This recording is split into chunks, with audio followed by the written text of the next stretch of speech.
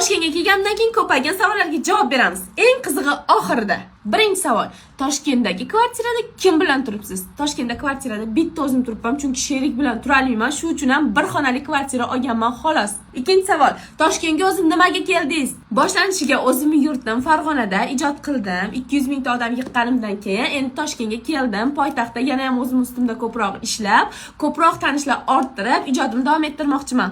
Uchinchi savol. Kvartiraga qiz bola sherik olasizmi? Yo'q. O'zi kvartiramning bittagina xonasi bor. O'zim zo'rg'a sig'yapman. Hozir aytdim, kvartirada sherik bilan tura olmayman. Shuning uchun ham bir xonali kvartira olganman.